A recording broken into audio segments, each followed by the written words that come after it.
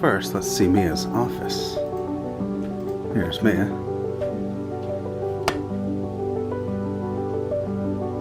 Looking good, Ms. Mia.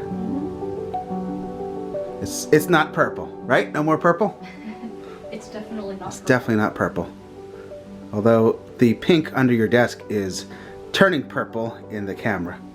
It's like but that's okay. We can switch. There we go. Okay. So Mia is gonna have like a little stop motion area here. That's part of our plan of attack on the channel a little bit, which Mia can have her own station here, so she could be doing something while I'm doing something, and we're not sharing the same space since the basement's still not quite set up for that. Thinking about doing something with the turtles on Patreon. Anybody interested? Oh, we went with the bottom color. I think it was beach grass, right? It was the bottom tannish color. Alright, by now I'm sure you guys have seen one or two of my posts about the latest thing with YouTube. To expand on it a little bit, this is with the US government and the FTC ruling about child privacy laws. That's what they're going with. So, let's say a kid is watching a video and then they see an ad for something that they recently were searching. I mean, this goes over my head a little bit because are kids that young really capable of doing internet searches? We're talking about like preschool, right, man? Preschool and younger. Yeah. I mean, this. All right, whatever. Okay, so it's about child privacy laws and not collecting their data to serve them targeted, relevant ads to what they've been searching and watching. You've got channels like Rant Toys Review, which most of their toy review videos, if not all of them, are paid sponsorships. Right, which then also run YouTube ads. Right, but just the sponsorship alone. The FTC, I guess, is saying that since it's a paid sponsorship, it's really an advertisement for whatever the toy is, versus just, here's this toy I really like and here's a fun video with it. So, the kids watching these videos, that's not okay because they don't know that it's an ad, and then they're also being served ads that are relevant to something they might be interested in. That's also not okay, according to the FTC anyway. And they're also sometimes promoting their own toy line without actually calling it promotion. Right, like so in the case that's of... That's a little sketchy too. In the case of Rant Toys Review, I can't say that. They have been named as possibly being either to blame or one of the top... Well, they're one of the biggest. They're one of the main reasons for this. Was it a lawsuit?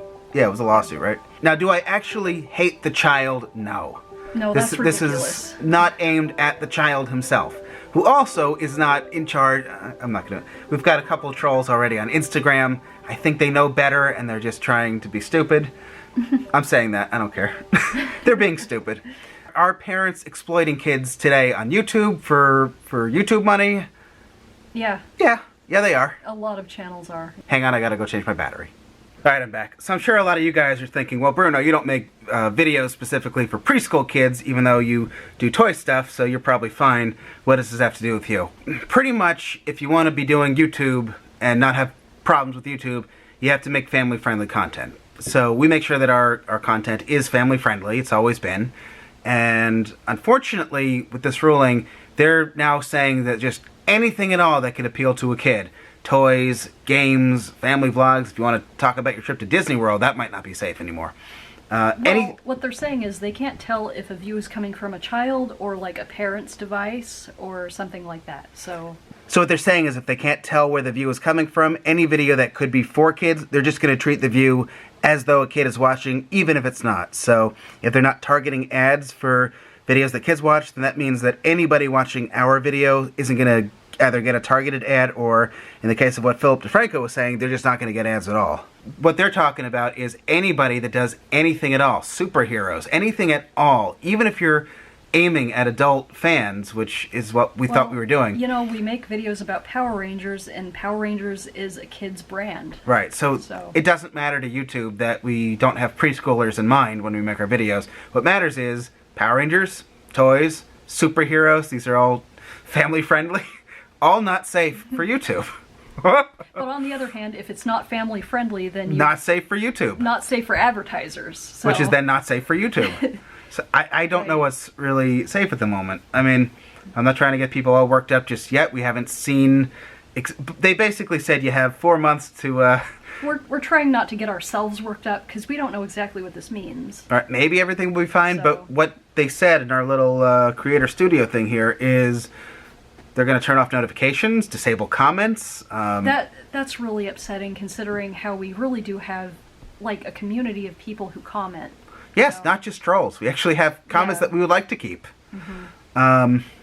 Maybe Jerry can figure out how to download them. I don't know. Now, I don't know if this is true, but according to Philip DeFranco, they're talking about demonetizing. And we saw a video, like just demonetizing anybody that does stuff that's kid-friendly. And the FTC called us fish. Fish in a barrel. YouTube is the barrel, we're the fish, and they're going to get us. They're going to find all of us. That's pretty much what the guy said. I didn't know we were such criminals. I mean, it went I didn't from... know that reviewing Power Ranger toys and making animations was such criminal Oh, activity. right, animation. Oh, We do yeah, costume animation. stuff. Yeah. So... I mean, I contribute a lot to that, so... Oh, you've always been a troublemaker, Mia. I know. And maybe this won't have any effect on us at all. We don't know, but it's... I think it depends on how YouTube actually responds to it.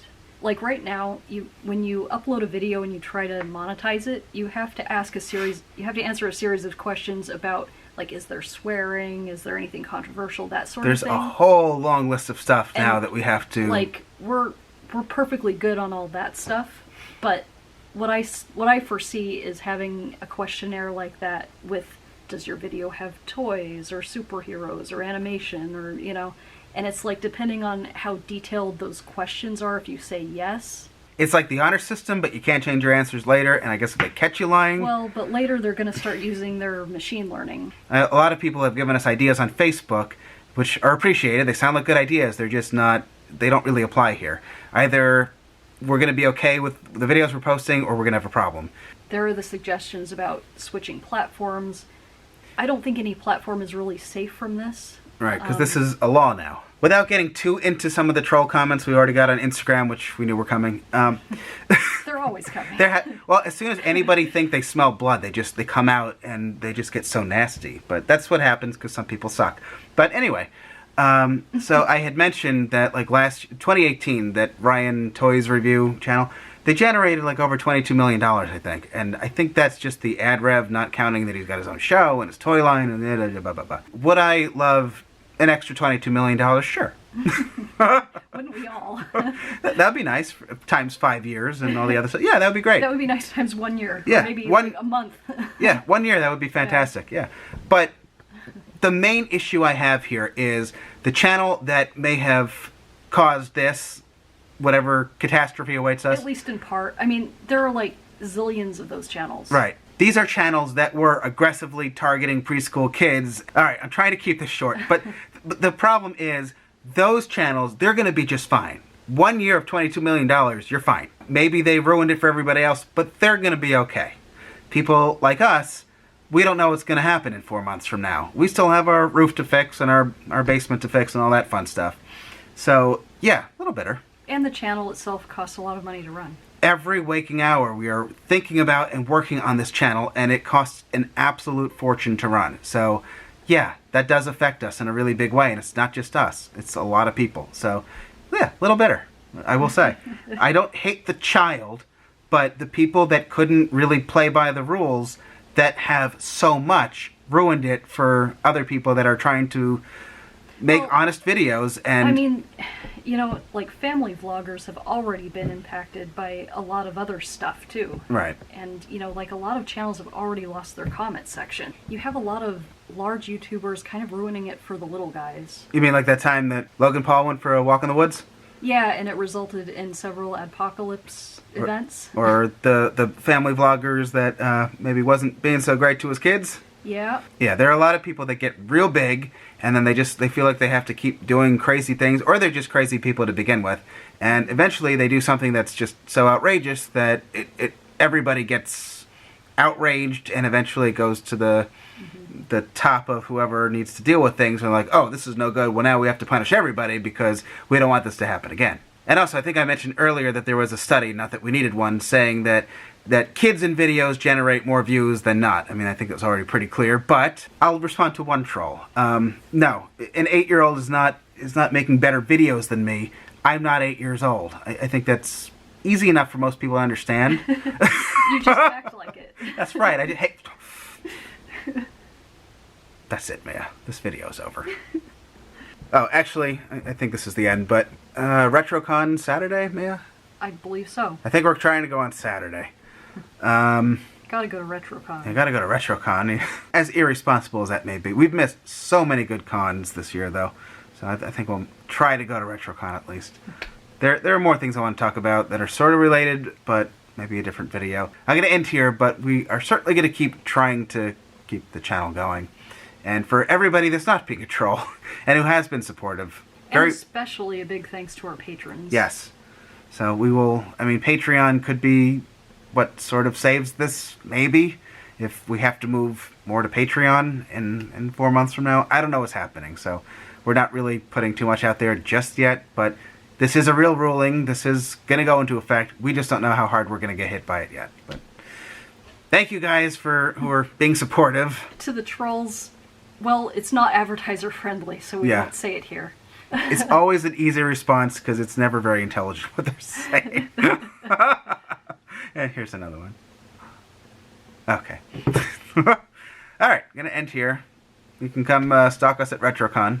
I should be careful what I say, because we have been stalked. Have I ever told that story?